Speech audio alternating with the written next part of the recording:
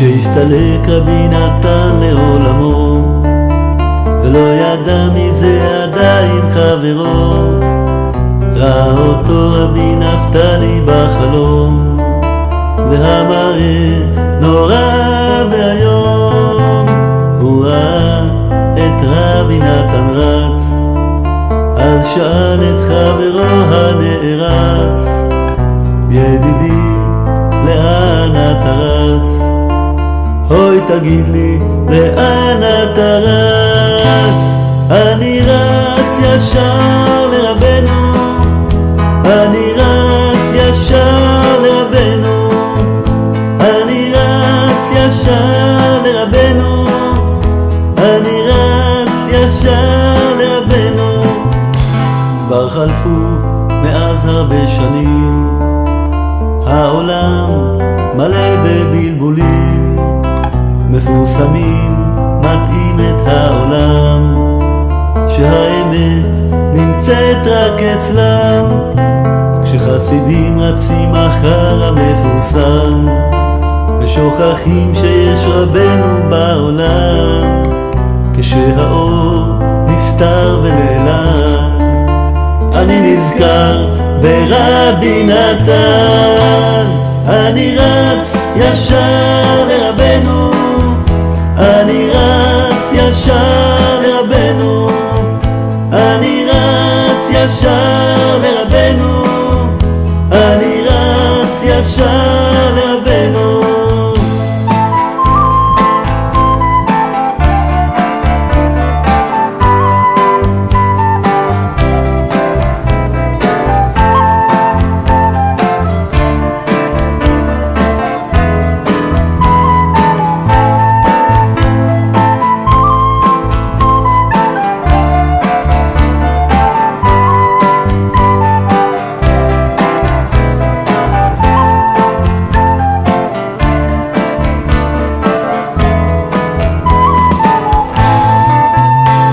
אחרי שמסתלקים מן העולם, הבירור עדיין לא נשלם, כי גם שם מונעים את הנשמה מלבוא אל הצדיק לתיקונה.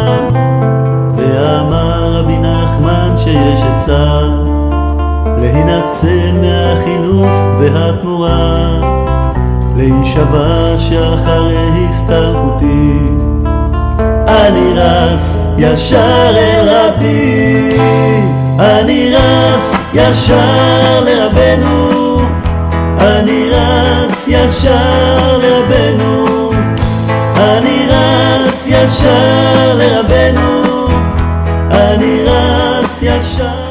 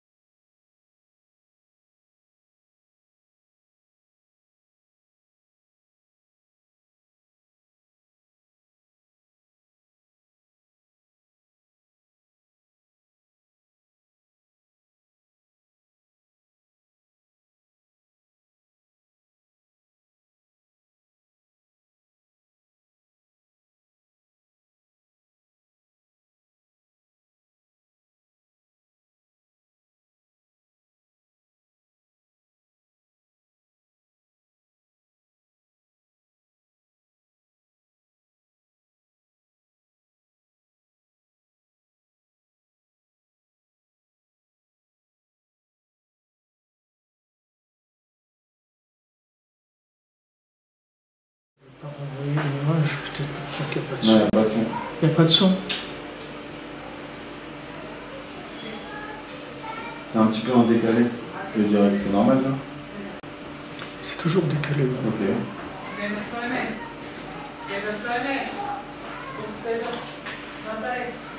C'est bon le son. Merci, monsieur Steven, habitant de Doraba. Attendez, je vais attendre. On y va. Ouais, c'est bon. Voilà, merci. Merci à tous pour vos partages, participation, votre aide, vos mots gentils, vos souhaits de bon anniversaire. Pour vous aussi, que des bonnes choses. Mais en Hachem, il faut savoir que tous les ans, il y a la Géoula. Ce n'est pas la Géoula Shlema. On espère que cette fois-ci, ça va être Géoula Shlema. Mais il y a la Géoula, c'est-à-dire qu'on avance tous. Toute l'humanité avance. Tous les Pessah, c'est toute l'humanité qui avance. Et seulement une fois qu'on va avancer assez, alors il va y avoir la délivrance générale des Hachem. Alors on est arrivé dans la page 46, la deuxième colonne, le passage Tet Vav Vechen Hu Bechol Dor Vador. Et c'est comme ça dans chaque génération. Chez Makshim al Tzadik Kushiot, qu'on pose des questions sur le Tzadik. Chez Nidme Lahem les Kushiot Gdolot. Ils ont l'impression que ce sont de grandes questions.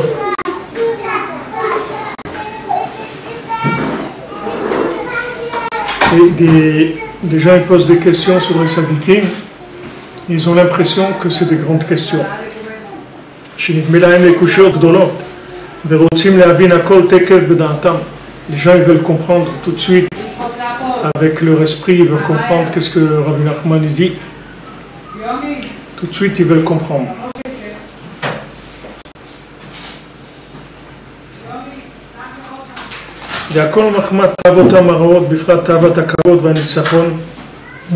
C'est uniquement parce que les gens, ils ont des ta'avot, c'est tout. Ils ont des ta'avot, c'est-à-dire qu'ils sont encore dans les plaisirs de ce monde et ils veulent comprendre des choses. Particulièrement les ta'avot qui sont de l'honneur et du nitzachon. C'est-à-dire, ils cherchent l'honneur, ils veulent avoir des honneurs et du nitzachon, c'est-à-dire de vouloir avoir raison. Et ils ne s'occupent pas plutôt de réfléchir sur leur but éternel. Parce que celui qui cherche la vie, vraiment, et qui cherche son but final, c'est-à-dire qu'est-ce que je suis venu faire sur ce globe-là. Qu'est-ce que je suis venu faire ici? J'ai atterri pourquoi ici? Qu'est-ce que je suis venu faire quoi? Alors celui qui réfléchit à ça, il va comprendre la vérité, il va savoir que il a intérêt à croire dans la vérité, même s'il ne comprend pas.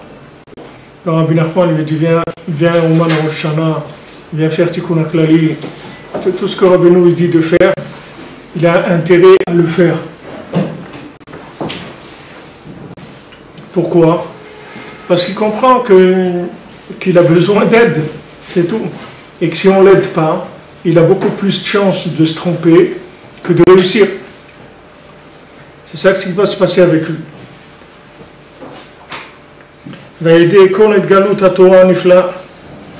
Avec toutes les révélations d'enseignements extraordinaires,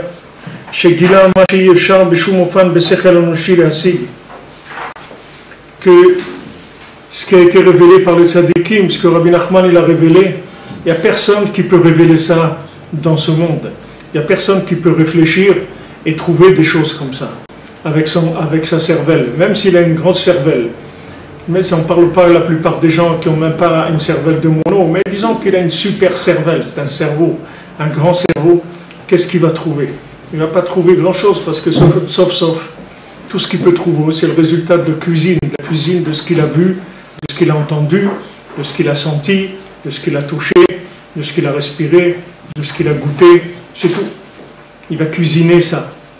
Mais est-ce qu'il a la possibilité de se connecter à des mondes supérieurs et d'aller tirer de là-bas des enseignements? Ça, il n'a pas la possibilité.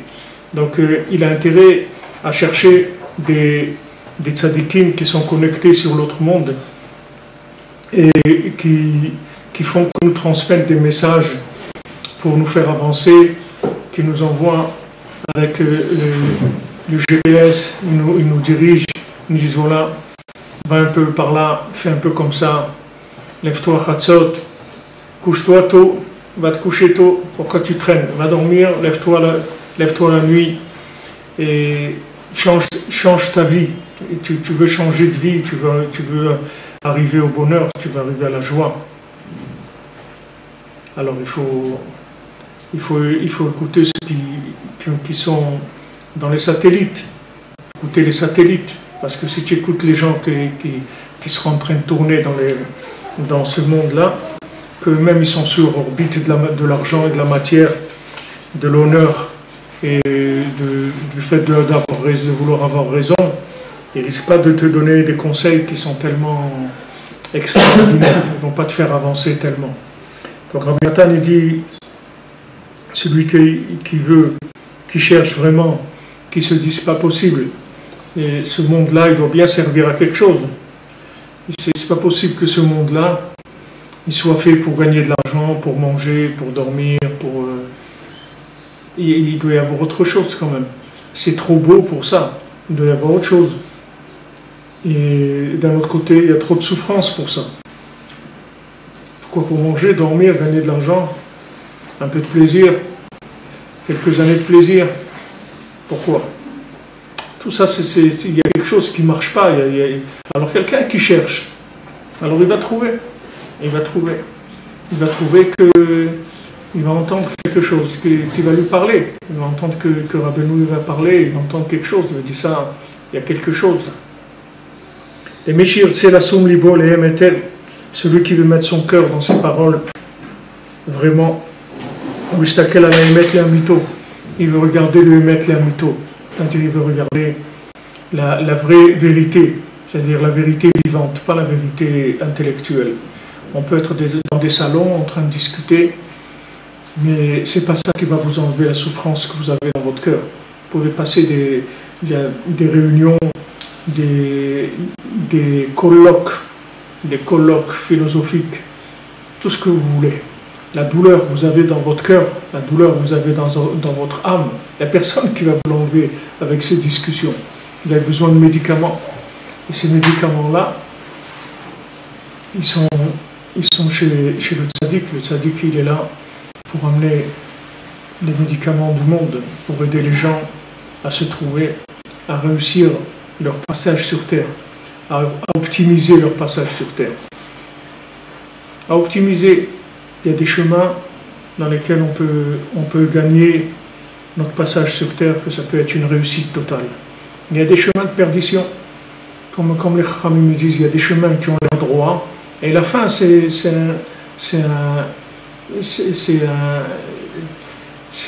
n'y a rien. Ça a l'air droit, ça a l'air sympa, ça a l'air logique, ça a l'air super et tout. Mais la fin, elle n'est pas belle du tout. Et il y a des chemins qui ne sont pas logiques. Est-ce que je vais aller faire en Ukraine, faire un petit kunaklali dans un bled perdu en Ukraine et tout qu'est-ce que je vais avoir avec ça? C'est quoi ce truc-là? Ok. Tu as des questions. C'est normal qu'il y a des questions. Tu ne veux pas en plus qu'on te donne, on ne va pas te donner en plus Si tu réfléchissais 2 secondes, tu verrais qu'on ne peut pas te donner des médicaments qui correspondent à ta logique, parce que s'ils correspondaient à ta logique, tu les aurais trouvés depuis longtemps. Tu as besoin de personne. Si maintenant les médicaments qu'on va te donner, ils vont vraiment pas correspondre à ta logique du tout. Vraiment pas. Et si des fois le tzaddik, il est sympa, il est gentil, il a de la miséricorde, il explique un peu des choses. C'est uniquement pour nous faciliter un petit peu, pour que, disons que la pilule, elle passe mieux, c'est tout. Mais c'est pas pour nous expliquer quoi que ce soit de ce qu'il est en train de faire avec nous et avec l'humanité. Nous-mêmes, on ne sait pas du tout ce qu'on fait avec nous et le plan Le plan qu'Hachem il a dans l'humanité, on ne le connaît pas, on ne sait pas où il veut nous amener, on ne sait pas comment ça va se faire. On sait où il veut nous amener, on sait à peu près, mais comment ça va se réaliser, on ne sait pas. Le tzaddik Baruch Hashem, le tzaddik il est là et il nous envoie des conseils. Et ces conseils-là, c'est des conseils nitzriyim, c'est des conseils qui sont d'éternité.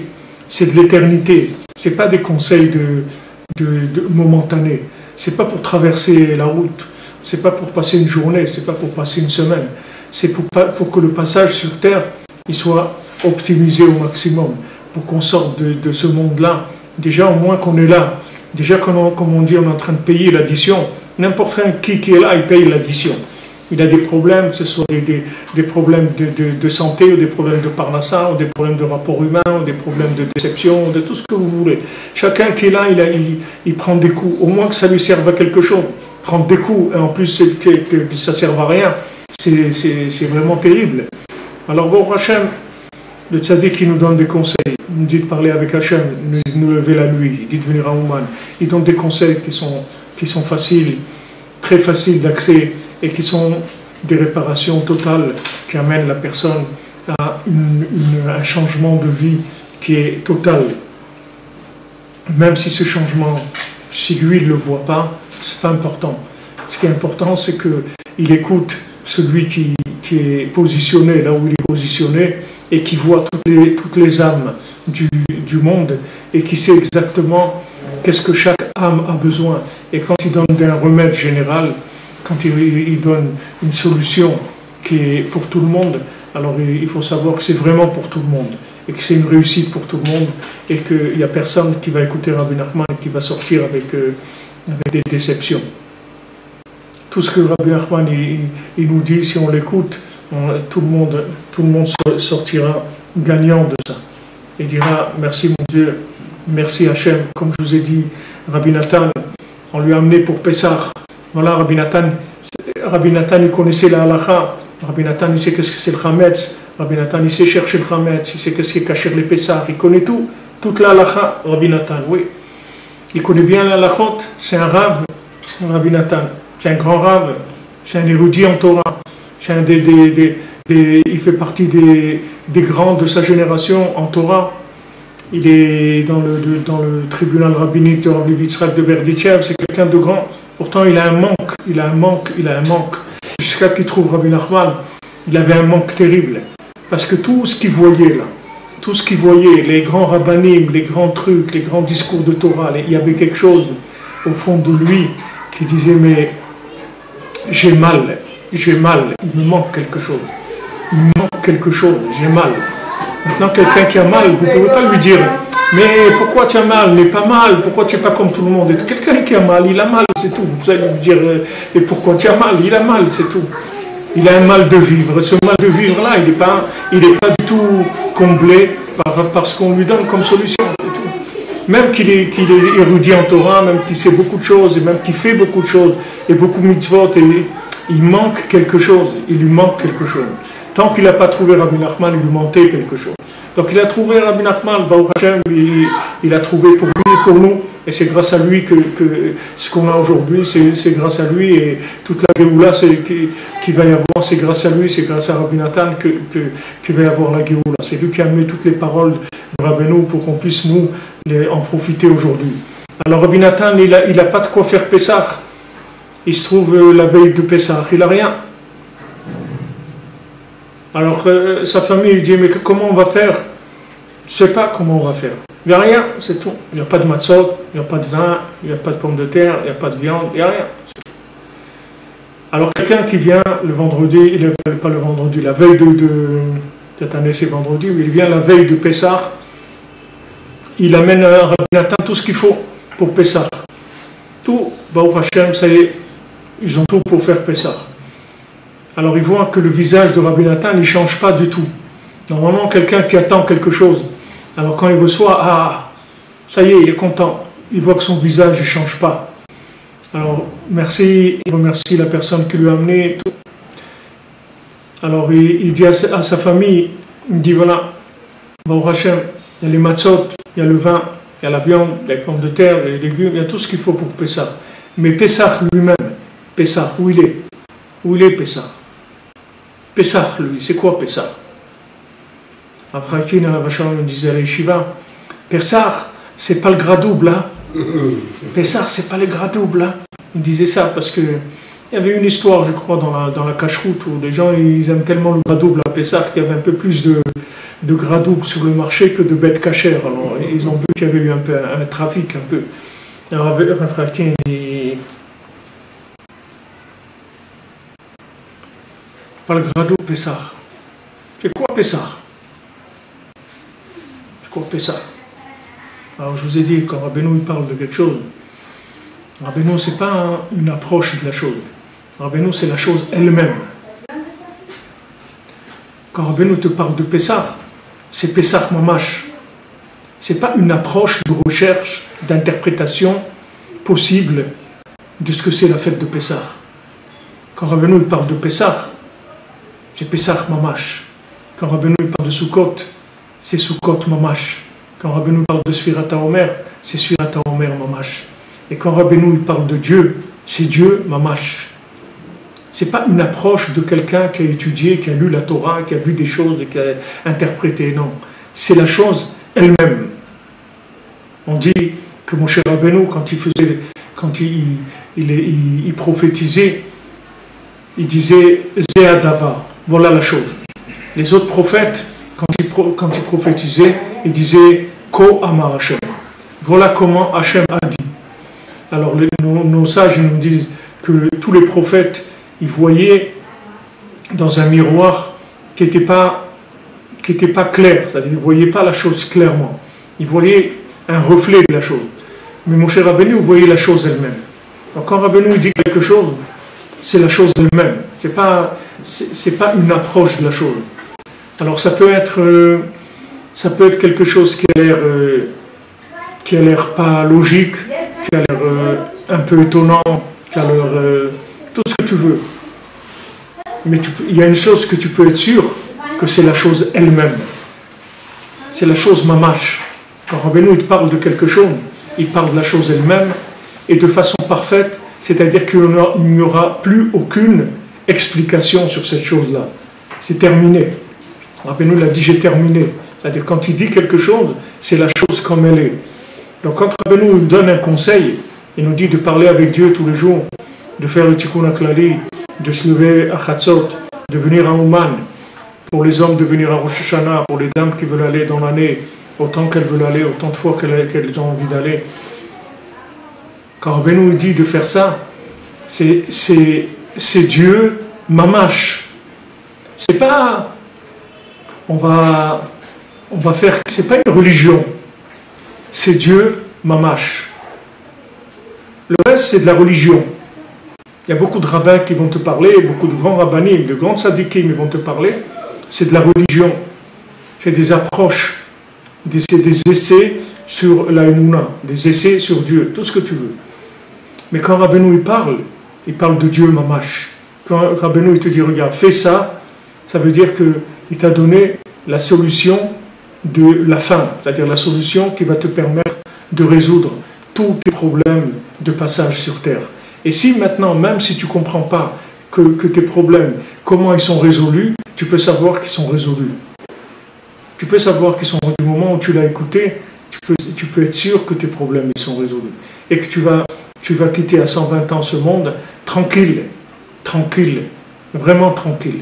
Tu vas aller dans les endroits les plus hauts qui sont réservés à ton âme, tu vas ton passage optimisé, tu vas régler toutes tes réincarnations que tu as eues dans le monde, tu vas régler tous les problèmes que ton âme elle a eu depuis la création du monde, tout ça c'est réglé et tu vas avoir une optimisation maximum de ton passage sur terre. Donc maintenant, si tu sens un manque, sache que Rabbeinu, il va te combler ton manque. N'importe quel manque tu as. Surtout le manque de la vie, le manque de vitalité, le manque de Dieu, le manque de vitalité. Rabbeinu, quand il dit quelque chose, tu peux être sûr qu'il a terminé. Et quand Rabbeinu ne dit pas quelque chose, ce n'est pas la peine d'en parler parce que c'est de la perte de temps. Si Rabbeinu n'a pas relevé quelque chose, alors laisse tomber, ne t'en occupe pas. Parce Parce que ça veut dire c'est pas d'actualité, c'est pas dans le menu. Même s'il y a d'autres sadikim qui parlent de ça, si Rabbeinu il n'en parle pas, tu peux savoir que ça ne sera pas dans le menu de la Géoula. Donc tu laisses tomber, Rabbeinu il t'amène là où il faut aller. Et il te donne tout ce qu'il faut pour réussir. Et Bezrat Hashem. Alors comme je vous ai dit, Kemach, c'est Gematria 148, c'est la valeur numérique. Kemach, la farine pour le matzot. Kimcha de Pisra. Kimcha, c'est Kemach, c'est 148. Pesach, c'est 148.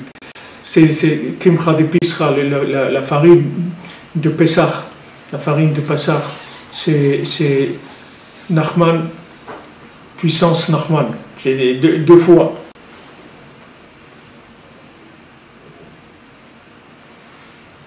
Nachman, c'est Gematria 148.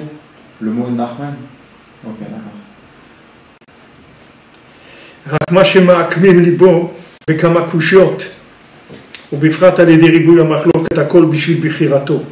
Maintenant, quand quelqu'un il a son cœur qui est tordu, qui a toutes sortes de choses qui viennent et qui détournent son cœur, ou bien qui détournent la vérité et qui l'amènent dans des disputes, dans des oppositions, dans des conflits d'idées. Ouais, mais pourquoi celui-là il dit ça et pourquoi ici il dit ça?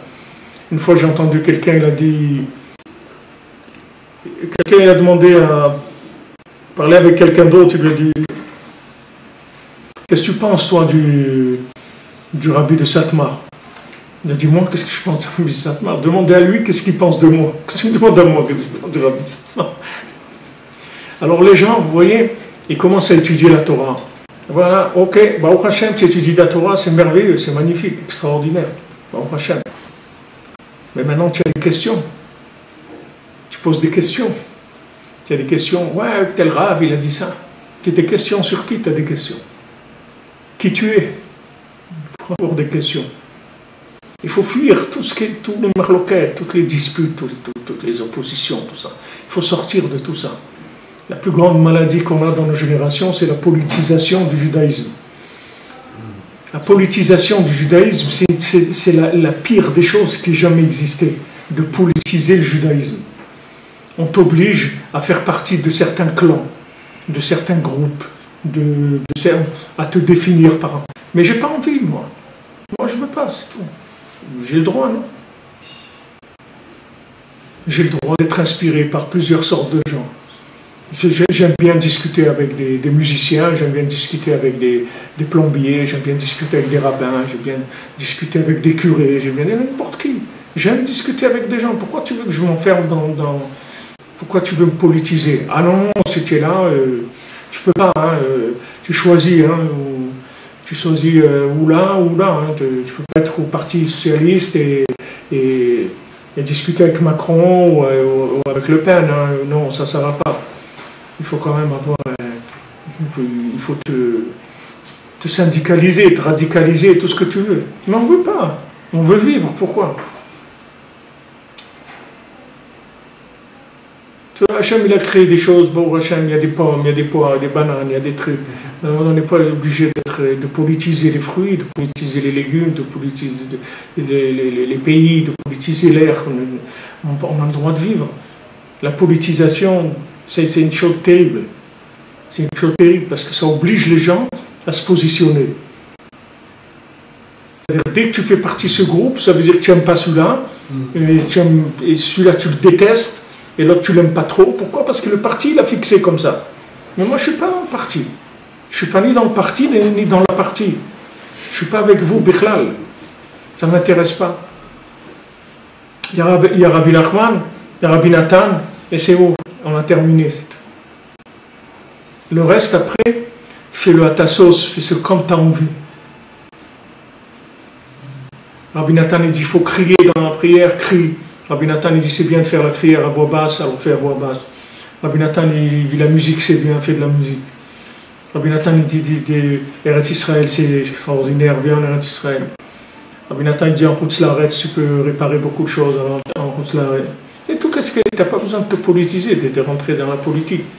Alors il dit ici la machloquette, cette machloquette là, cette politisation du judaïsme, ça explose les gens.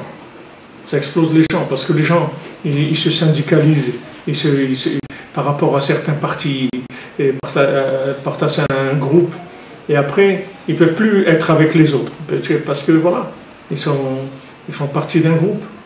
Donc ce groupe, ils pensent comme ça, et ils ont leurs idées préconçues, prédéfinies par rapport à tel groupe, et voilà.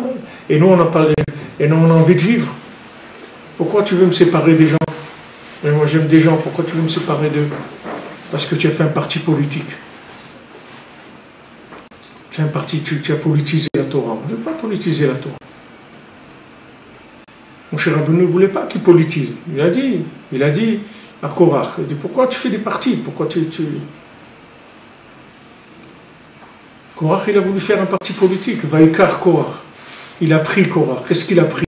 Il s'est pris lui-même et il s'est mis de côté. C'est écrit.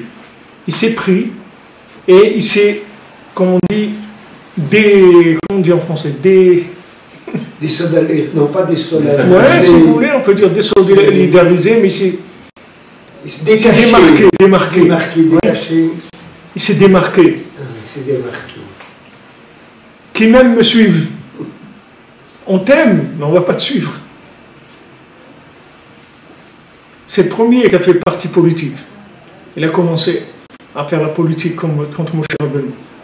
Il dit, ouais, il n'y a pas de raison, c'est toi qui diriges et tout, et c'est pas... Moshe Rabbeinu lui dit, qu'est-ce que tu veux quoi? Tu veux diriger? Vas-y. Vas-y, demande à Hachem qui te donne, je te donne tout de suite. Tu sais pas... Moshe Rabbeinu lui dit, tu sais pas le bien que tu me fais si tu prends ma place. Tu peux pas t'imaginer comment je serais content. Vas-y, demande à Hachem s'il veut que ce soit toi. Alors vas-y. Pas de problème. Mais lui, c'est le premier qui a amené cette image-là de Vaikar Korach. Il dit Rashi, il s'est démarqué, il est sorti. Il a dit voilà, maintenant je fais un nouveau parti. En Israël, c'est le pays au monde où il y a plus de partis politiques. Voilà, il vient encore de faire encore un ou deux là. Tout le temps, il y a des nouveaux partis politiques. Et c'est pas facile de faire un parti politique en Israël, il faut des conditions, je sais pas, il faut un certain nombre de membres, des trucs, etc. Mais il y a plein de trucs, de partis politiques. Mais pourquoi faire politiser? On est des êtres humains, tout le monde a envie de vivre, tout le monde d'être joyeux. Pourquoi tu as besoin de politiser? Manger, on a besoin de manger. Se marier, on a besoin d'avoir des enfants, avoir une parnassa. Tout ça, on a besoin, respirer, on a besoin, avoir une maison, on a besoin, s'habiller, on a besoin. Ok, alors qu'est-ce que tu veux faire quoi avec ton système politique? Tu veux amener quoi? Non, mais il faut... Nous, on pense comme ça, et si on pense... Alors ok, tu peux penser comme ça. Et on reste ensemble. Il n'y a pas besoin que tu fasses un parti politique. Ah non, moi je veux pas. C'est-à-dire que... Comme on dit une blague, il dit que quelqu'un, ils ont été chez les Esquimaux, ils ont trouvé là-bas, il y avait un juif là-bas chez les Esquimaux. Alors ils lui ont dit, comment tu vis ici? Il dit, ben voilà, regardez, on a même 2 synagogues ici. Il me dit, mais attends, mais tu es tout seul, qu'est-ce que tu as besoin de 2 synagogues? Il dit, non, il y a besoin de 2 synagogues. Une où on va et une où on ne va pas, ou une où on ne va jamais. Il y a besoin, il faut 2 synagogues. On ne peut pas avec qu'une seule. Une seule, on va aller, mais il nous faut une synagogue où on va, une synagogue où on ne va pas. Donc ça, c'est le principe de la politisation, de quand on politise le judaïsme.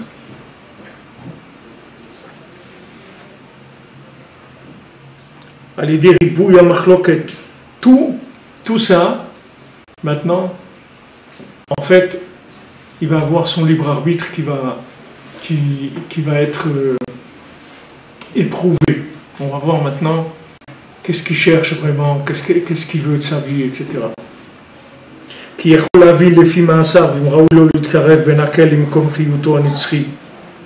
Parce qu'il peut comprendre selon ses actions en lui, si maintenant il peut se rapprocher facilement de l'endroit de sa vitalité éternelle. Alors comment on l'éloigne? Par le fait qu'on politise les choses. On dit ouais, mais tu sais, ces gens, ils sont comme ça, tes trucs, eux ils sont comme ça, et l'autre il truc. Et maintenant, lui, il a besoin de cette chose-là. Mais comme on a politisé la chose, alors on ne peut pas rentrer dans cette chose-là. Mais sinon, il aurait vu tout de suite que c'est quelque chose qui est bien pour lui. Mais le fait que ça a été politisé, ça l'éloigne.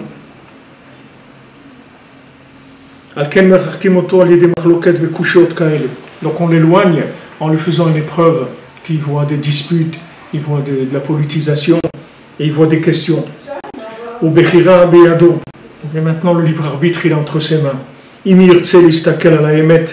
Si maintenant il veut observer que la vérité, c'est ça qui l'intéresse. Il va comprendre où se trouve la vérité. Et il va se renforcer avec de la confiance. Et maintenant, là où il ne comprend pas, il va utiliser la émouna. Il va se renforcer dans la émouna. Il va dire, ok, je ne peux pas tout comprendre. Donc ça, je fais confiance que c'est comme ça, c'est tout. C'est bien. Rabbi Nachman, il a dit, Ferit Bodedou, tu vois. Il dit, c'est au-dessus de tout. Tu fais ça, c'est la priorité de ta journée. Avant de faire quoi que ce soit, c'est au-dessus de l'étude, c'est au-dessus de tout. Si quelqu'un il a le choix entre étudier et faire Hitbodedout, il doit faire la Hitbodedout. La Hitbodedout, c'est au-dessus de tout. De tout. On ne peut rien faire de notre journée si on n'a pas fait la Hitbodedout. Il n'y a rien d'autre à faire. Ça, c'est prioritaire surtout. Parce que Rabbeinu, il a dit comme ça. Pourquoi il a dit comme ça? Ça n'a aucune importance. On n'est pas là pour poser des questions. On est là pour soigner. On n'est pas là pour poser des questions. Donc si maintenant vous acceptez ce que Rabbeinu a dit, que lui, il est venu pour amener la solution messianique au monde, c'est-à-dire qu'il a amené tous les outils messianiques pour le monde, et si vous voulez vivre la Géoula, alors voilà, la Géoula, c'est la Hitbodedout. La Géoula, c'est Oman Shana, la Géoula, c'est Chatzot, la Géoula, c'est Tikkun HaKlali, la Géoula, c'est la Simcha, c'est de chanter, de danser, d'être joyeux, de remercier Hachem pour tout le bien qu'il nous donne. Hier, j'ai fait un petit cours, comme ça, à l'aéroport à Pierre, je vous ai dit, parce que j'ai eu une discussion avec quelqu'un Shabbat, et Bémet Mina Shamaim, il m'a parlé de tout ce qu'il y a, des trucs bio, de tous les régimes, des trucs et tout. Alors, Bémet, après un moment qu'on a discuté, on est arrivé à la conclusion que Bémet, toutes ces théories-là, de nourriture et tout, c'est des théories qui s'adressent à des malades. Ça ne s'adresse pas à des gens qui sont en bonne santé. Parce que quelqu'un qui est en bonne santé, il peut tout manger. Quelqu'un qui ne peut pas manger le pain, qui dit ça colle aux intestins, ça fait ça, il fait ça, ça fait ça. Tout ça, c'est vrai, mais c'est vrai que ça fait mal. Ça fait mal à des gens malades. Et pourquoi les gens ils sont malades?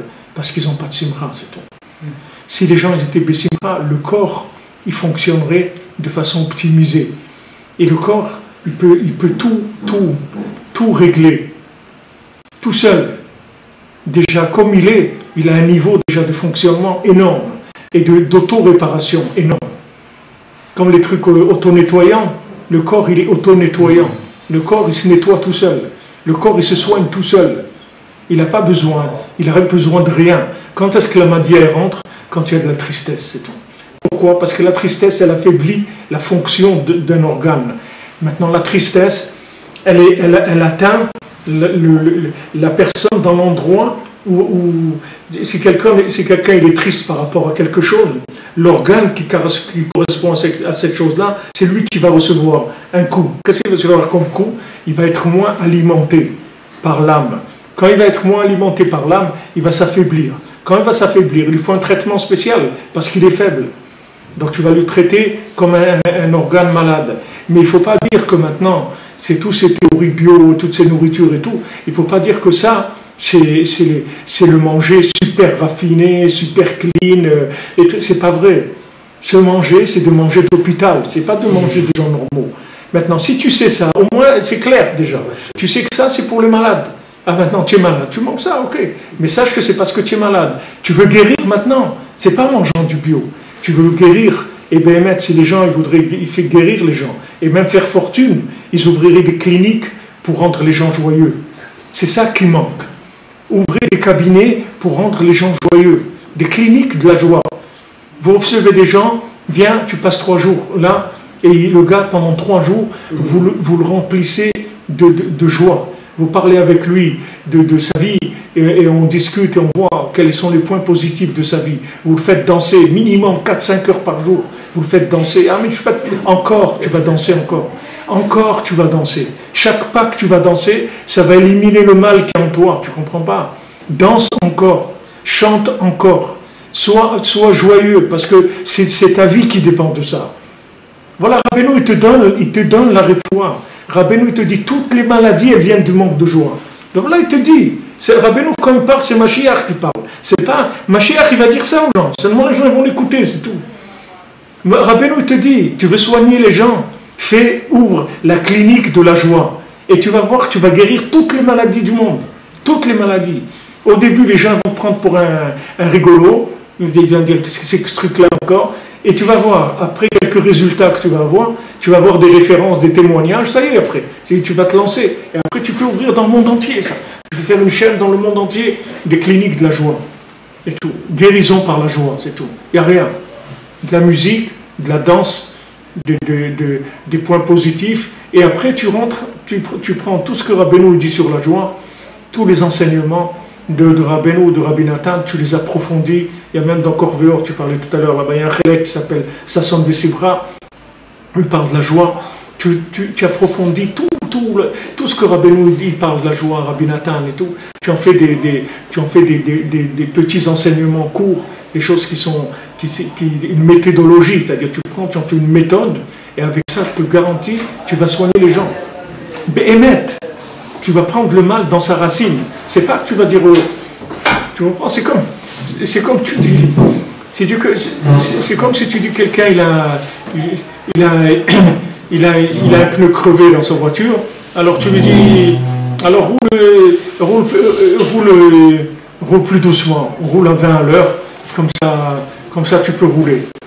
Alors il vient et dit, ah ouais, j'ai trouvé une super méthode maintenant, tout c'est super, et tout, tu roules à 20 à l'heure, tu vas voir que c'est super, et tu n'auras aucun problème et tout. Mais cette méthode de rouler à 20 à l'heure, elle vient par rapport à la personne qui a un pneu crevé. Parce qu'une voiture normale, elle ne roule pas à 20 à l'heure. Un homme normal, il mange tout. Regardez Rav Israël Ber au dessert, il avait vécu plus que 100 ans.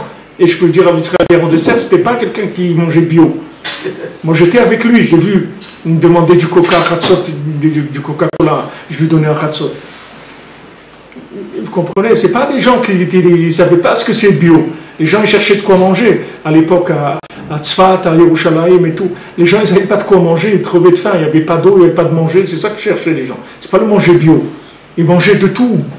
Ils n'avaient aucun problème. Leur corps il fonctionnait tout à fait normalement parce que les gens ils avaient de la vitalité. C'est tout. Aujourd'hui, on te fait soi-disant des régimes alimentaires super et trucs et tout, mais la seule chose qu'on ne te dit pas, c'est que ces régimes-là, ils s'adressent à des morts vivants. Ils ne s'adressent pas à des gens vivants. Mais maintenant, pose la question à quelqu'un, mais comment on fait pour devenir vivant? Et tu verras que personne ne pourra te répondre, parce que personne ne sait comment on devient vivant. Ils ne savent pas comment on devient vivant. Ils ne savent pas comment on fait fonctionner le corps. Comment tu fais que l'estomac fonctionne, que les reins ils fonctionnent, que le foie il fonctionne, que les poumons... Comment ça marche ça? Et tu voilà, alors tu vas manger bio, comme ça tu vas être en bonne santé. Non, le manger bio c'est pour quelqu'un qui est hospitalisé. Alors il mange bio le temps où il est malade. Mais ne me dis pas que ça c'est le manger de quelqu'un qui est en bonne santé. De manger du pain noir et de manger... Ça c'est des gens malades. Moi si je suis en bonne santé je peux manger tout ce que je veux. Mon corps il peut tout gérer. Il n'y a aucun problème. Tu peux mettre ce que tu veux dans ton corps. Si ton corps il marche normalement, il peut gérer toute la nourriture que tu mets dedans. Il n'y a aucun problème. Tu sais combien de microbes quelqu'un il respire, combien de poisons quelqu'un il mange, que le corps il les élimine de lui-même. De lui-même, parce qu'il travaille. Seulement il faut qu'il soit vivant. Si tu lui baisses sa vitalité, après le corps il ne fonctionne plus. Alors maintenant tu veux faire passer ça comme étant le truc santé de l'an 2018, voilà, plan santé, voilà comment il faut manger, si vous voulez être en bonne santé. Mais attends, ce truc-là que tu me dis, c'est pour des malades. Pourquoi tu me dis c'est pour être en bonne... N'inverse pas les choses, dis la vérité. Écoutez les amis, on est tellement tristes, on a tellement peu de joie de vivre, que voilà où on en est arrivé. On est obligé d'avoir des repas de gens hospitalisés. Alors dis la vérité, c'est tout.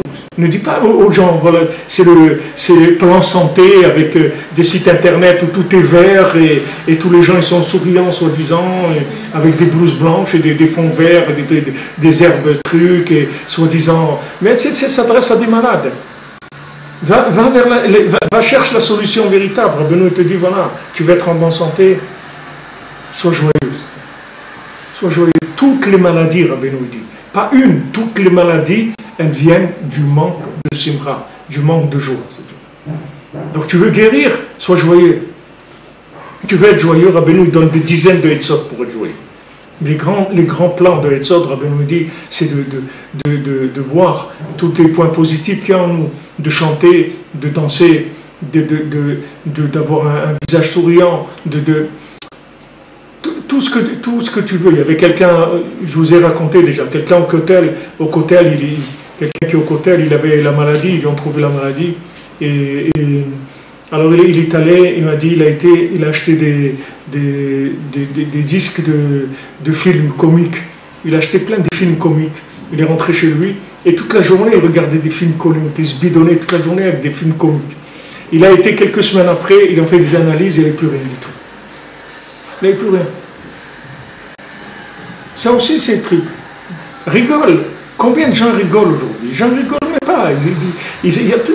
Mais de rire, c'est une refoua, c'est un médicament de rire. Quand tu ris, c'est un médicament, ça soigne toutes les maladies. Mais les gens, ils ne rient pas, il faut que se plaindre, que pleurer, que des trucs et tout. Rire, c'est tout. Rire, des blagues, rigole. Rire, que tu fais rire le corps, c'est une refoua. Rabbeinu, il donne des dizaines de Hetzot pour être joyeux.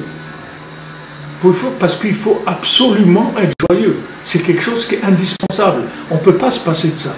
C'est notre vie qui dépend de ça. Alors après, on te crée une société de gens malades et qui fonctionne avec des gens malades. Et tout ce qu'on te donne, c'est pour des malades. Et on te fait croire que ça, c'est la norme de vie d'aujourd'hui. Non, non. C'est une norme de gens malades. Ne me dis pas que c'est ça la vie. D'accord? Ça aussi, je vous dis ça, je vous le répète maintenant, parce qu'hier, je ne sais pas si les gens, comme c'était un peu décalé l'horaire,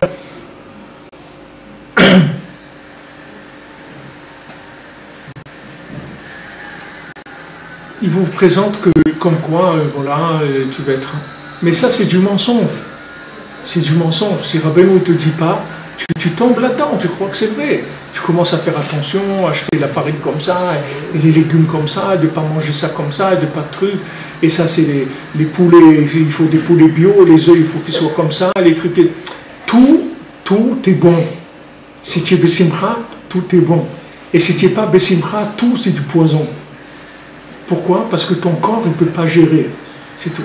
C'est pas parce que les choses, elles sont pas bonnes. C'est que ton corps, il est affaibli. Donc il a besoin de manger stérilisé. C'est du manger stérilisé pour des malades. Mais c'est pas, ne me dis pas que ça c'est quelque chose de normal. C'est pas ça la norme. D'un Ben Adam, c'est pas ça. Dites, voilà ce qu'on a rendu. Voilà ce qu'aujourd'hui il est devenu l'être humain. À cause de tout ce qu'on a mis comme bêtises dans la société, etc. Ça a rendu les gens malades. Ça, je suis d'accord avec toi. Mais ne dis pas que c'est ça la norme de vie. Tu es en train de rouler le monde. Tu es en train de raconter des salades. Tu comprends? C'est ça la Géoula. On va Pessah, on veut sortir de Mitzrayim, on veut sortir de tous ces mensonges-là, de cette vie mensongère. Ils sont là toute la journée en train de diffuser leurs mensonges et te faire croire que tu peux être en bonne santé si tu fais ça, si tu fais ci. Ah, tu veux être en bonne santé, sois Bessimcha, c'est tout. Rabbeinu te dit, voilà. Une bonne santé physique et une bonne santé morale aussi. Rabbi Nathan, il a dit à un de ses élèves, si tu es Bessimcha, tu ne verras pas le Gehinam. Jamais tu auras en enfer. L'enfer, c'est pour les gens tristes. Parce que l'enfer, il commence ici. Les inscriptions, c'est ici. C'est pas là-bas. Là-bas, c'est l'entrée. Mais l'inscription, elle se fait ici. Les gens ils s'inscrivent en enfer ici, pas après. Et comment les gens s'inscrivent en enfer? C'est quand ils sont tristes. C'est tout. La tristesse, c'est ça qui rend la vie un enfer. L'enfer des gens, c'est la tristesse. Quelqu'un est triste, il faut savoir qu'il est en train de s'inscrire en enfer. Et quelqu'un il est joyeux, Rabbi Nathan dit tu iras jamais au Gehinam.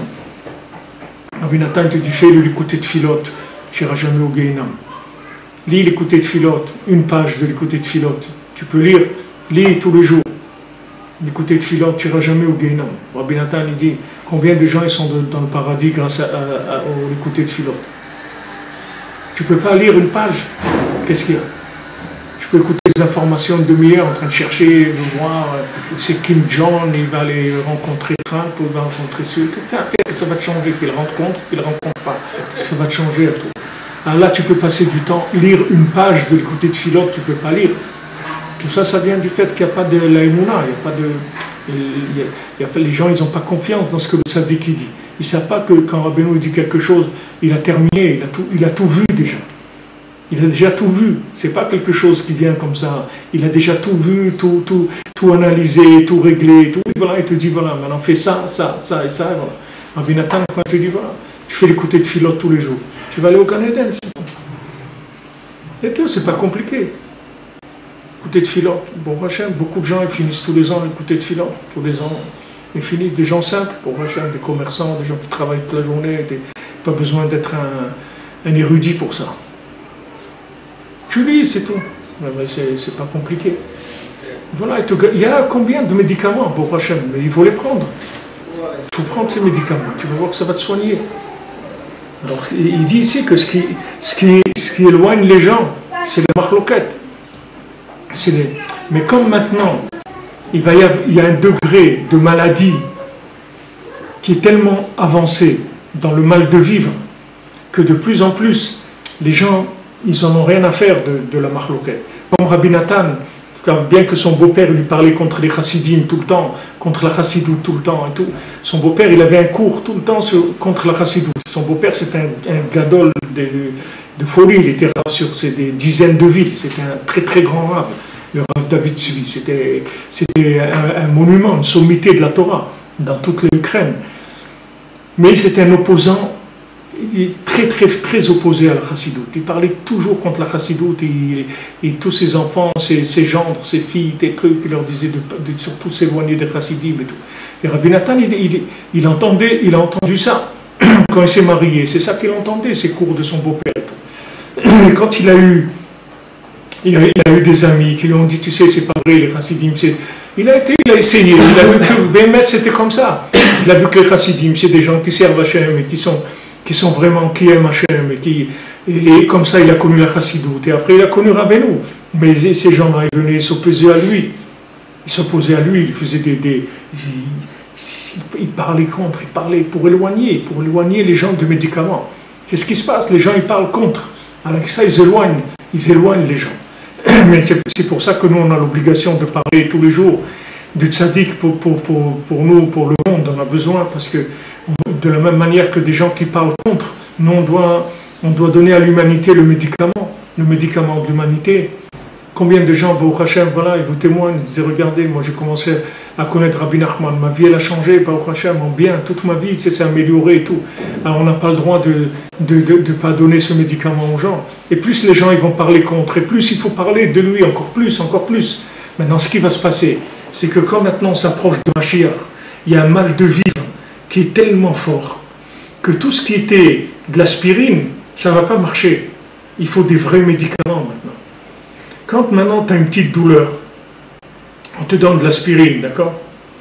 Et tu n'as plus mal. Est-ce que maintenant tu as plus mal ou tu as mal? Tu as mal, mais seulement on t'a donné que tu ne sens pas le mal. Ok.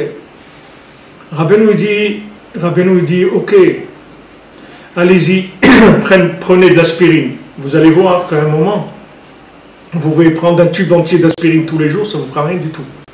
Parce que le mal, il va être tellement fort que c'est terminé. Vous ne pourrez plus. Comme Yosef, tu vois, Yosef, il leur a dit, voilà le médicament, c'est moi. Je vais vous nous amener le médicament. C'est moi le tzaddik de la génération. Et ils ont commencé à faire la guerre contre lui et tout. Il a dit, ok, pas de problème. Je vais en Égypte et je vous attends tranquillement. Vous allez voir, vous allez venir. Vous allez voir. Ce que je vous ai dit, que vous allez vous prosterner à moi, vous allez voir que vous allez vous prosterner à moi. C'est pas parce que Yosef il voulait que les gens se prosternent à lui, mais parce que ce qu'il représentait, il fallait que les gens l'acceptent. Ok. Quand ils sont venus, au début, il n'a pas voulu les accepter. Il leur a dit, vous êtes des touristes, vous n'êtes pas des gens vrais, vous racontez des salades, soi-disant vous voulez servir Hachem et tout. C'est pas vrai, c'est pas ça que vous cherchez. Vous ne cherchez pas à servir Hachem, vous cherchez du kavod, vous cherchez de l'honneur, vous cherchez des patrons, à diriger, un truc, c'est ça que vous cherchez. Vous ne cherchez pas la Torah. Et une Torah, Rabbeinu parle de Binyamin, il leur a dit, vous allez m'amener Binyamin. Rabbeinu dit que ce Binyamin, c'est le kavod.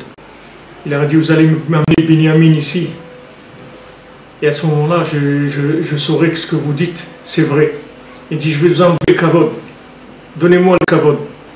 Enlevez l'honneur, les honneurs là que vous avez. Donnez-moi ça. Et déjà, ça c'est une première étape pour que je puisse commencer à vous faire confiance que vous cherchez la vérité. Donc il les a obligés à amener Binyamin. Rabbeinu dit, écoutez-moi, Binyamin c'est le kavod. Il a dit, amenez le kavod et déjà on verra.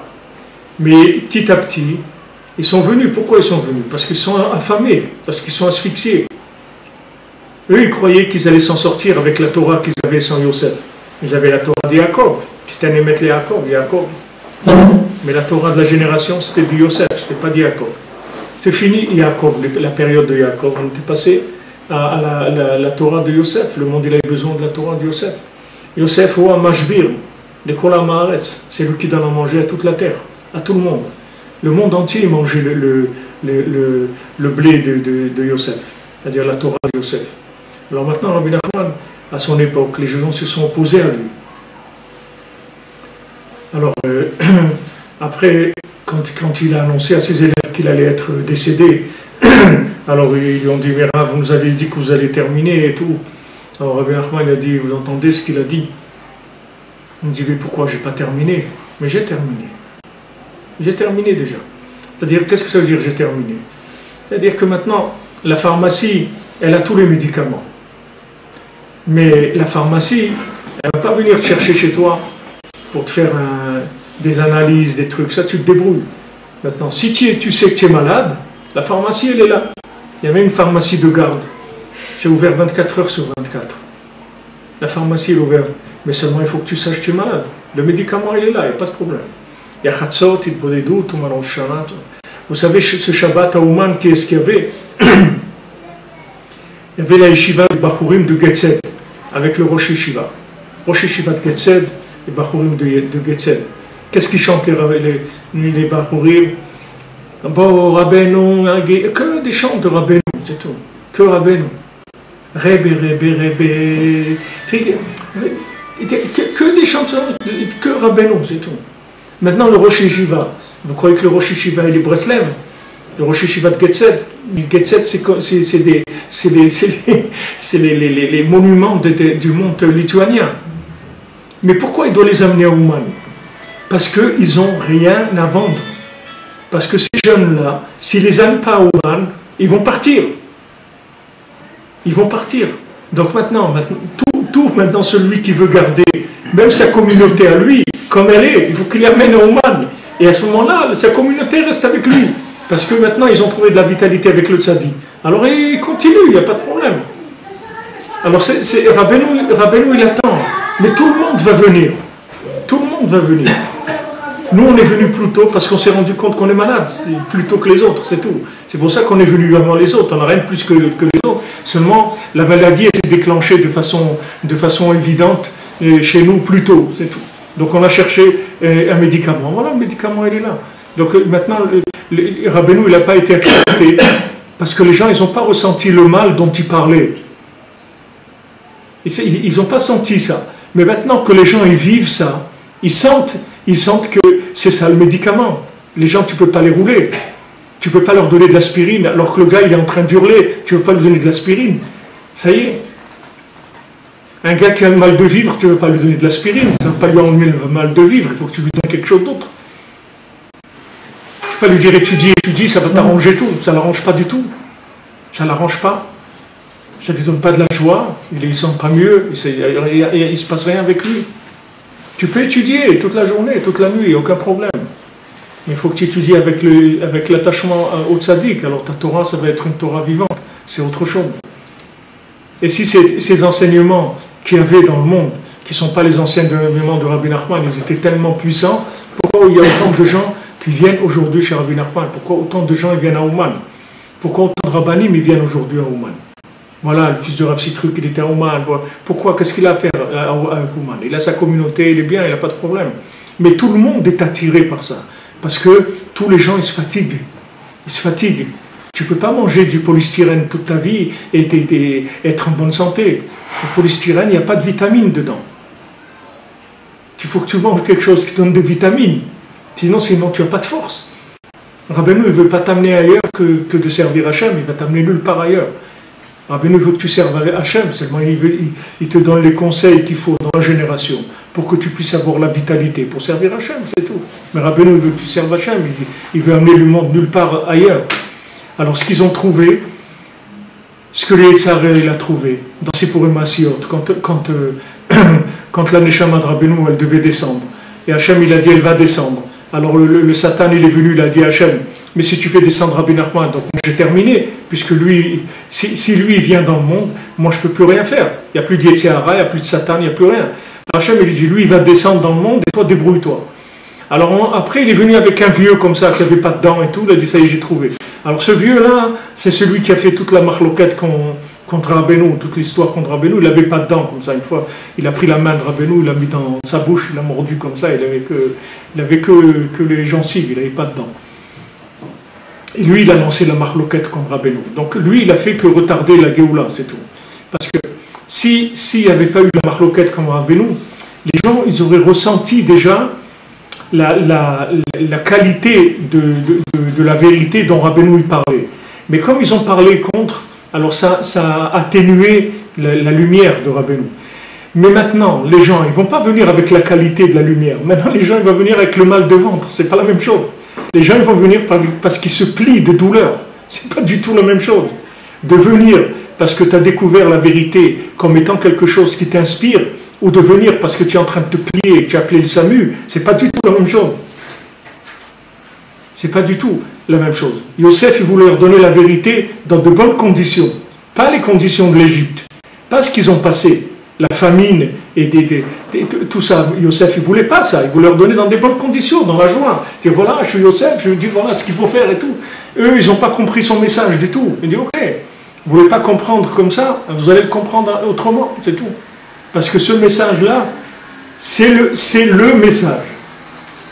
Et ça ne va pas changer. Tu peux dire ce que tu veux. Tu peux parler contre. Tant que tu veux, ça ne changera rien du tout. Rien. Parce que la maladie, elle va arriver. La maladie, le mal de vivre, il va prendre une telle dimension que tous les gens, ils vont chercher. Comme en Égypte, ils cherchaient. Ils ont dit à Yaakov, il faut qu'on aille en Égypte. On a entendu que là-bas, il y a de quoi manger. Yaakov, il a dit, il n'est pas question. J'ai perdu un fils déjà, vous n'allez pas... Non, il n'est pas question. Ok. Ils ont dit... Après, il a dit, mais on a faim, on va mourir de faim. Il dit, qu'est-ce que tu veux? On t'a dit déjà, tu veux, on va, tu veux pas, on va pas. Il dit, bon, allez-y, et trucs et tout, allez, faites attention et tout. Il dit, parce qu'il avait pris Shimon, et maintenant déjà, Yosef, il a disparu, maintenant Shimon aussi, truc. Après, même Binyamin, il leur a donné, parce que ça y est, il a tout donné, parce que ça y est, ils allaient crever, ils allaient mourir. Du mal de vivre. Là-bas, la Torah, elle te parle dans le Niglé qu'ils n'avaient pas du blé à manger, mais ce qu'ils n'avaient pas de quoi manger, c'est de la parole d'Hachem, de la vitalité. Ils n'avaient pas de vitalité. Comme c'est écrit, les Nevi, il dit, il va y avoir un moment où le monde entier il va être assoiffé, affamé. C'est pas qu'ils ont de boire de l'eau et de manger du pain, de la parole d'Hachem. Les gens ils vont être assoiffés, affamés de la parole d'Hachem. Parce qu'il va y avoir l'erreur. Et savent, ils te demandent d'en manger de la paille. Il te fait manger de la paille. Et ça, c'est de la paille. Il te demande du manger, ça te rend le ventre comme ça, et tu n'as rien mangé, tu ne tiens pas debout après. Tu n'as pas de force. Il te donne des nourritures spirituelles, soi-disant, des grands voltiges de pensée. Wow, des trucs, tu pars dans tous les sens, c'est super et tout. Mais quand tu rentres chez toi, tu crèves de faim.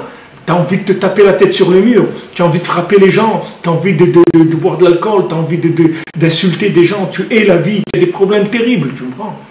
Tu as des problèmes terribles, tu n'arrives pas à supporter ton conjoint, tu n'arrives pas à éduquer tes enfants, tu n'arrives pas à travailler, tu as des problèmes terribles parce que tu n'as pas de vitalité. Ils te donnent à manger de la paille, il n'y a rien dedans.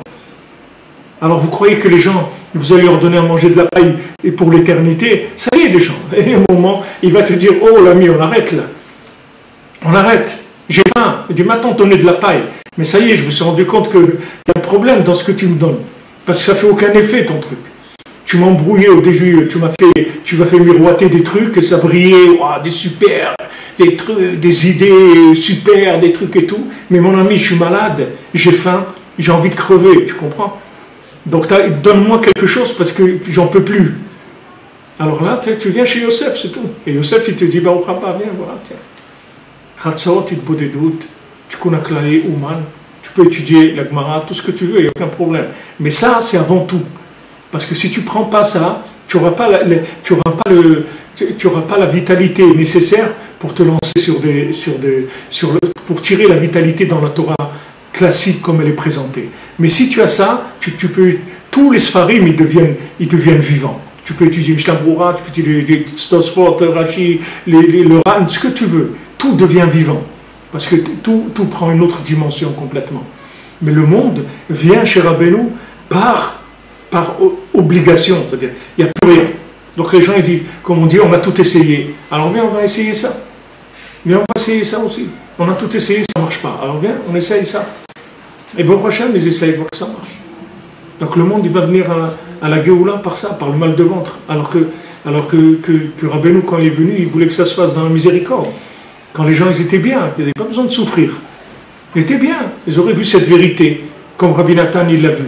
Et c'est tout, il sera rapproché de Rabbeinu dans le bien, pas attendre de s'asphyxier complètement spirituellement et de ne pas arriver, même pas avoir la force de vivre, pour arriver chez Yosef. Quand ils sont arrivés chez Yosef, ils étaient complètement détruits, ils n'avaient plus rien. Il n'y avait plus rien qui les inspirait, ils n'avaient plus de force. Comme ça qu'ils sont arrivés chez Yosef. Et quand ils sont prosternés à lui, il leur a dit, qu'est-ce que je vous avais dit? Voilà, maintenant, le rêve, il se réalise. Au lieu de passer par tout ça, vous m'auriez écouté au début, vous ne serez pas passé par tout ça. Mais il y a eu, malheureusement, la marloquette, la dispute, qu'ils ont voulu tuer Yosef, ils ont voulu tuer Rabbi Nathan. Il y a eu toute cette guerre-là qui s'est faite, que toute cette guerre-là, elle était inspirée par les forces du mal, puisque quand le Satan, il a trouvé comment? Il a trouvé de faire la dispute contre Rabbi Nachman, d'amener des gens opposants, des opposants. Il dit avec ça, il va faire que retarder, c'est tout. Mais il ne peut pas empêcher. Empêcher, il ne peut pas empêcher. Le message de Rabbi Nachman, il avance chaque minute, il avance dans le monde. Chaque minute. C'est pas chaque jour, c'est chaque minute ça avance. Voilà, vous avez vu au Cameroun, voilà, les gens, Beth Midrash au Cameroun, ils écoutent les Shum de Rabbeinu, il n'y a pas, c'est partout. Il y a partout dans le monde entier, dans toutes les langues, dans tous les pays, ça va aller partout. Les gens, ils vont parler que de ça. C'est tout, il n'y aura rien d'autre. Il n'y aura rien d'autre. Et les gens qui ne parlent pas de ça, c'est des gens qui ne sentent pas encore le mal de ventre. Laisse-les, quand ils vont commencer à digérer, ils vont voir les cailloux qu'ils ont mangés, qu'est-ce que ça va leur faire dans le ventre, ils vont venir en courant, tu vois. C'est une question de temps. Et nous, ce qu'on essaye aussi, c'est de faciliter la chose. Pourquoi attendre que les gens aient mal au ventre? On essaye avant d'essayer de présenter la chose, déjà quand les gens ils pressentent des petites douleurs qui commencent déjà à venir, que ce n'est pas la peine qu'ils attendent l'hommage d'être dans des cas terribles, de désespoir terrible pour pouvoir venir chez le tzaddik. Mais ce qui a été lancé quand Hachem il a envoyé Rabbeinu, c'est la fin, c'est-à-dire que c'est la Géoula. Seulement ça s'est mis en place, ça a pris beaucoup de temps parce que le Yitzhara, il a mis de la marloquette, comme il dit ici.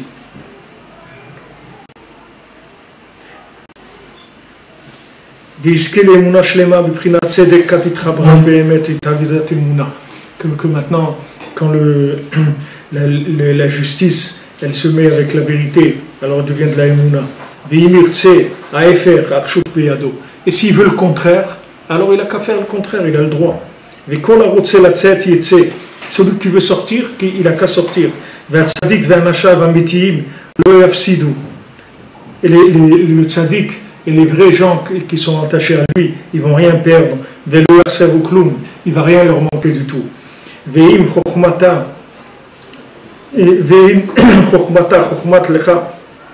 si tu as de la sagesse, et si maintenant tu crois que tu es intelligent et tu te crois malin, tu crois que tu es un rigolo, tu te moques de Breslev et tout. Qu'une fois un rave il m'a dit, ah, tu fais Tikkun Klali, c'est bien, non, moi je fais le Tikkun Prati. Hein. Ok, moque-toi mon ami, tu vas voir. Si c'est pas toi, c'est tes enfants, c'est des petits-enfants, ils vont venir à Ouman et ils vont dire, c'est ça ou rien. Ça ou rien. Rigole, c'est tout. Mais pour l'instant, tu peux rigoler, mais tu verras un moment, tu vas venir taper à la porte du tzaddik. Comment je me vois al pasuk, Ozen shoma'at tochachat chayim, bekerev chachamim talim. Comme il est écrit, une oreille qui entend les reproches de vie, alors elle vit parmi les sages. Ain sham besiman he, be'atorah b'chatzotzot. Alors on va voir là-bas dans la Torah 5, dans l'écoute moral. Alors Bezat Hashem, demain on continuera, il va parler des Meraglim, que Akadosh Baruch Hu leur a donné dans quoi se tromper par rapport à ce qu'on a dit aujourd'hui. Be'atzlacha, bonne journée les amis. Merci Rav. Ouais, comme vous dites, Jonathan Berda, c'est vrai, il y a des gens, ils n'ont même pas la force d'aller chez Rabbeinu. C'est pour ça qu'on est là et qu'on communique et qu'on essaie de lier les gens. Parce que le fait qu'on est lié, le fait qu'il y ait de l'amitié entre nous, ça permet que chacun, ce qu'il a, il le partage avec les autres. On voit dans le Sipurim Asir, dans les contes de Rabbi Nachman, que tout le Chacham et le Tam, comment l'homme qui était soi-disant un grand philosophe et tout, comment il a été sauvé? Parce qu'il était copain avec le Tam. C'est ça qui l'a sauvé. L'amitié qu'il avait avec cet homme simple, c'est ça qui l'a sauvé. Donc son amitié, elle a permis d'être sauvé de la folie dans laquelle il était tombé. Donc maintenant, même si quelqu'un il n'a pas la possibilité d'aller au Man, il n'a pas la force d'aller au Man, il faut savoir que le fait qu'on est ensemble et le fait qu'il y a de l'amitié entre nous, ça fait que tout ce que quelqu'un y vit, alors il le vit aussi avec les autres. C'est la même chose. C'est la même chose. Il y a des trucs comme ça, il y a des comptes comme ça, où il y a des cartes bancaires, ils te donnent plusieurs cartes bancaires, mais elles sont toutes sur le même compte. C'est-à-dire quand tu alimentes le compte, alors toutes ces cartes-là, elles prennent sur le même compte. Alors Rabbeinu il a dit que tout son lien dépend de l'amitié, que tout dépend de l'amitié, parce que le fait qu'il y a de l'amitié entre nous, avec la communication et l'amitié, avec ça on répare tout. C'est ce qu'il n'avait pas Rabbi Akiva, c'est pour ça que les élèves de Rabbi Akiva ils sont morts pendant le Homer. Parce que quand il y a de l'amitié, ça veut dire ce que quelqu'un il n'a pas, et il le reçoit de l'autre. Ça s'appelle Mekablin Den Miden. Les uns ils reçoivent des autres. Ce que moi je fais, je ne le vis pas tout seul. Parce que mon âme, elle communique avec d'autres âmes. Mais pour communiquer, il faut qu'il y ait de l'amitié. L'amitié, c'est ce qui fait qu'il y a un lien entre les âmes. Bezrat Hashem. Be'atzlacha, mes amis, que des bonnes nouvelles. Qu'Hachem vous bénisse à tous, vous amène tout ce que vous avez besoin. Bezrat Hashem. La Géoula Pratit, Klalit, que tous on sorte du pétrin dans laquelle on se trouve aujourd'hui, avec tous les ennemis qu'il y a, que vous mettre, c'est les ennemis d'eux-mêmes, parce qu'ils ne font que détruire eux-mêmes. Ils détruisent personne, ils se détruisent. Regardez cette pauvre dame à Paris, rescapée de la Shoah, 85 ans, poignardée, brûlée dans sa maison. Regardez qu'est-ce qu'on vit aujourd'hui. Regardez qu'est-ce qu'on est en train de vivre. Voilà, soi-disant, l'an 2018, la high-tech, la Macintosh, le Mac, iMac, regardez où, regardez. iPhone, regardez qu'est-ce qui se vit dans des pays soi-disant développés. Regardez qu'est-ce qui se vit. Shem Yazor, Bezrat Hashem. On va y arriver. Tout dépend de combien on diffuse Rabbeinu. C'est rien que ça. Plus on va diffuser Rabbeinu, plus la souffrance du monde va s'arrêter vite. C'est pas difficile. C'est le médicament universel. Tous ceux qui l'ont pris, ils peuvent témoigner. Bezrat Hashem. Merci de votre partage, merci pour tout. Merci, merci.